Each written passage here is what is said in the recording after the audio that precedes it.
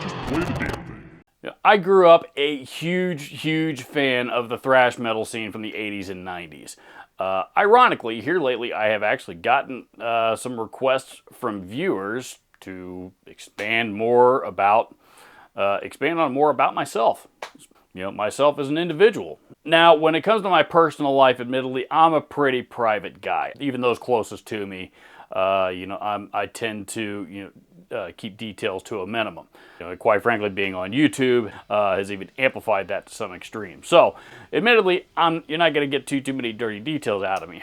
However, what I thought I should share with you are the thrash metal albums that I grew up on, and drew me to the genre and make me still love it today. So, without further ado, this is my list of the top 15 thrash metal albums ever. Short disclaimer beforehand, these are in no particular order other than my personal favorites. Number one being my absolute all-time favorite at the time that this list was created. That means that if you ask me this same question tomorrow, the order of these albums is probably going to be different than what you're going to hear them in.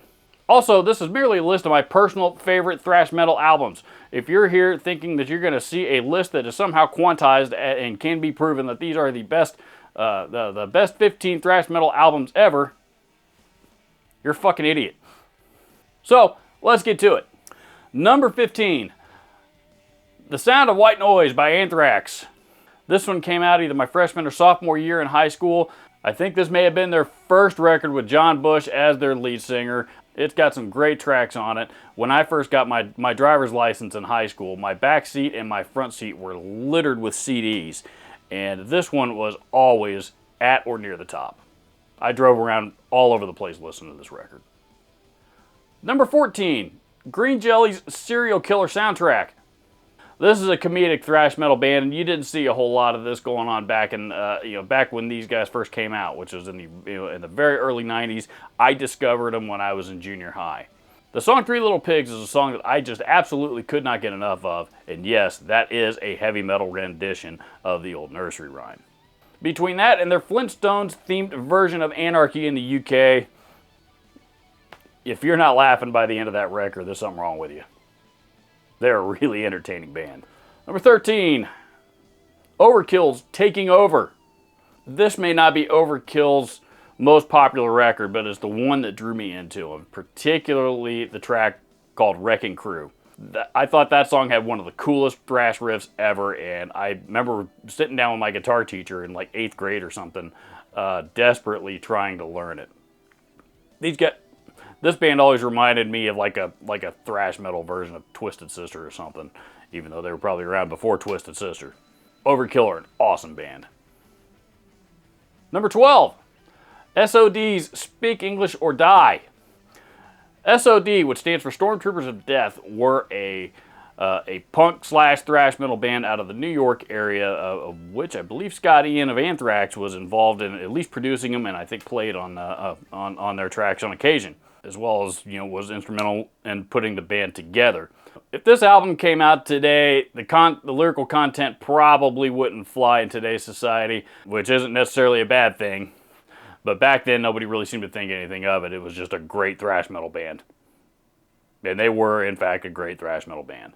Fun fact, if you're familiar with the underground thrash metal scene, New York thrash metal scene of the 80s and 90s, this band was actually a Billy Milano thrash metal band before his later band m.o.d, which I believe is still going in some form or fashion today.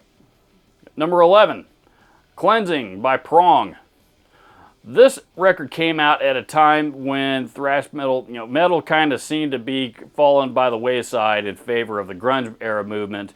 And to be clear, I'm not the biggest grunge metal fan. There's a few bands, there's half a dozen bands from that era that I like, and the rest of it, I've always been very skeptical of. So Prong were a very, very welcome sight, in the ever-growing grunge era scene of the early 90s. Go check out the track Snap Your Finger, Snap Your Neck, and you'll get a real good sense of what this band is all about. This is another one of those albums from the early 90s that, the CD was, stacked up in my back seat somewhere because I listened to it all the time when I was driving around. Number 10, The Ritual by Testament. Okay, I probably shouldn't admit this, but even as a thrash metal fan of the 80s and 90s, Testament were a band that I somehow managed to skip right over. I don't know how, but I did. Probably one of the dumber things I've ever done, but hey, we're here now. I just recently discovered Testament from this era, i.e. the Alex Skolnick era. If you're not familiar with Alex Skolnick, he's one of the greatest guitar players on the planet. And The Ritual was his last record with the band for quite some time. He would later go on to rejoin them again some years later.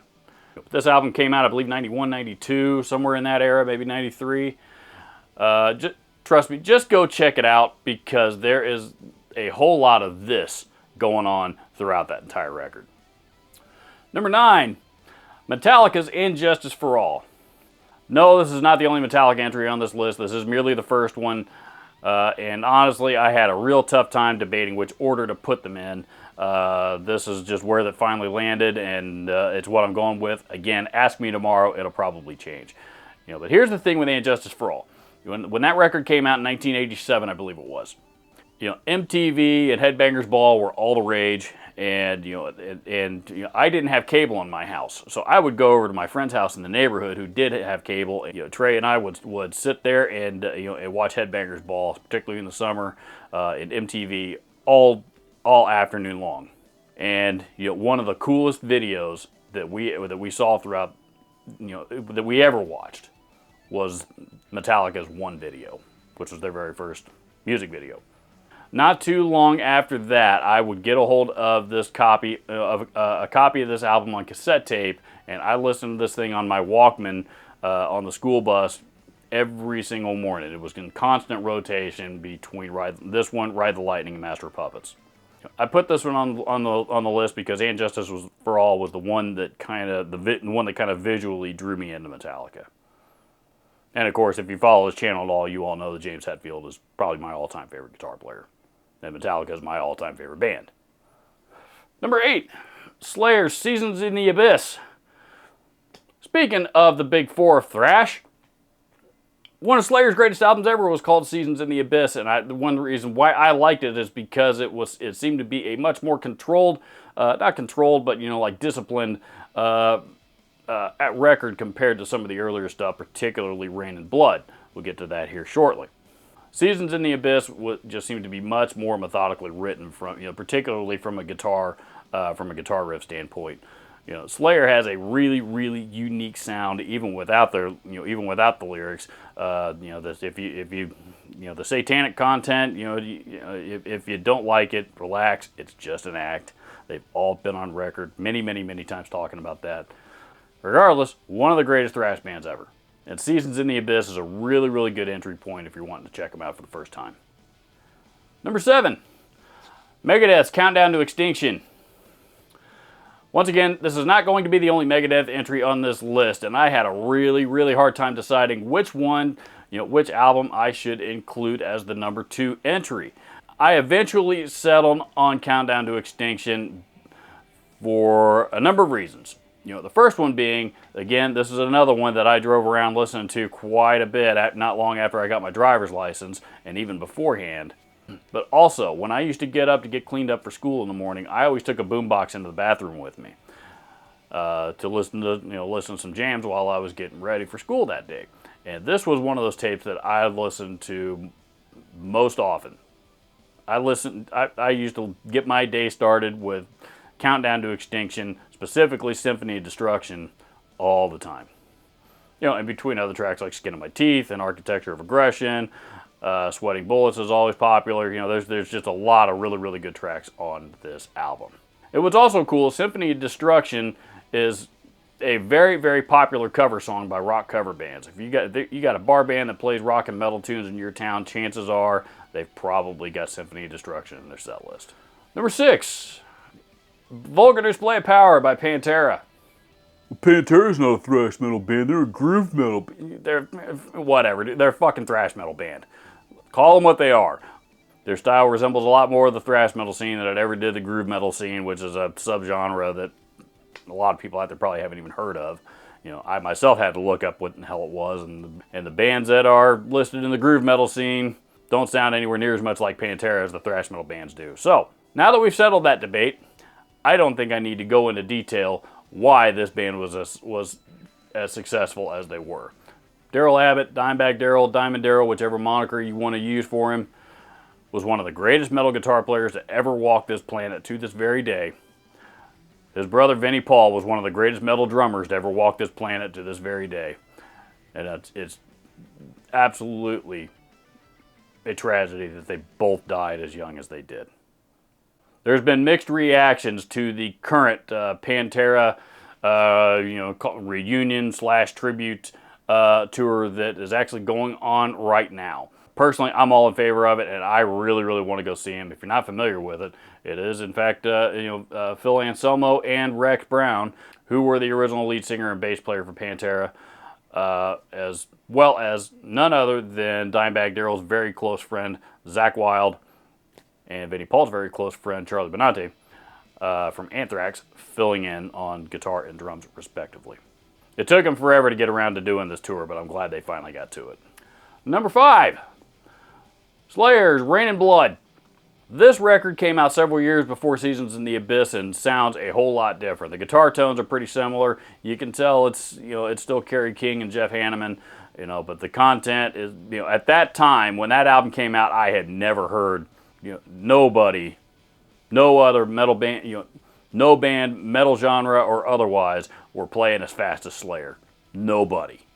They were fast, they were aggressive, and there just wasn't anything else out there. Their thrash metal classic, Angel of Death, is the first track on this record, and the last track is the title track, which is called Raining Blood.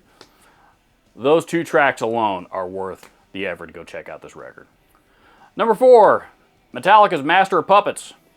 This is the record before And Justice for All that came out in 1986. They toured behind this album as the opening act to Ozzy Osbourne. And from what I can tell, the consensus of everybody that went to go see that tour all felt that Metallica should have been the headliner. And of course, with my Metallica bias, I agree. Tons of great tracks on this record from start to finish. Tons of their most popular songs ever came from this record. I won't keep going on and on about it, but I will say this. The best guitar tone that Metallica ever got on any of their records was Master of Puppets. Number 3, Anthrax is Among the Living. When you think back to all of the classic Anthrax tunes, the ones that they played in concert, they've played at every one of their live shows for decades now. Tracks like Caught in a Mosh and I Am the Law and Indians, they're all on here. This is the album. This one came out the same year as Metallica's And Justice for All. So it may have been overshadowed by that record a little bit, but this album is still regarded as at least one of Anthrax's creme de la creme records. Again, if you're looking for an entry point into this band, start here. Number 2, Megadeth's Rust in Peace. This album came out in 1990, and they just celebrated the 30th anniversary of this record. This is considered one of the greatest thrash metal records, not just in Megadeth's catalog, but of all time. And it is absolutely a thrash metal masterpiece. Starting from the very first track, Holy Wars, Hangar 18, Five Magics, Lucretia, Tornado of Souls. I cannot express enough how much of a masterpiece this particular record is, with some of the best guitar work of the entire thrash metal genre. It is really, really difficult to decide who is the better guitar player between Dave Mustaine and Marty Friedman when you listen to this record. Number 1, Metallica's Ride the Lightning. Of course, number 1 on this list is a Metallica record. Come on, you new here? Why did I choose Ride the Lightning as number 1? Well, like I've already said numerous times in this video, it depended on the mood that I was in when I created this list.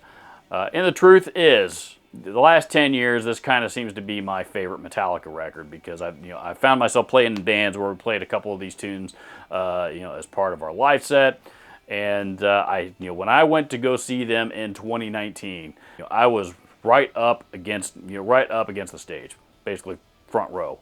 And they would change up their set list throughout that tour, and some, as far as some of the classic stuff, and some cities got Fade to Black, some cities got pick your favorite classic Metallica song. Well, one of the ones that we got that most other cities didn't was Ride the Lightning, the title track off of this record. And when they played Ride the Lightning, that's when that show really started. And I've heard the song 1,000 times. I've never seen it like that before, though. And it was just one of those music concert experiences that I will never forget. And I have the live recording of that show, and I listen to it all the time. But the other 7 or 8 tracks or however many are on this album, though, I mean, this is just one of those records when I do listen to the album, I put it in and listen to it from start to finish. I don't skip around. I can say that with most Metallica albums, but certainly with Ride the Lightning. This is what thrash metal is supposed to be all about. Thank you so much for taking the time to check out this video. This video turned into a lot longer than I thought it was going to be, so if you managed to hang in here until the end, again, thank you so much for doing so. Thank you so much for your support. Adios.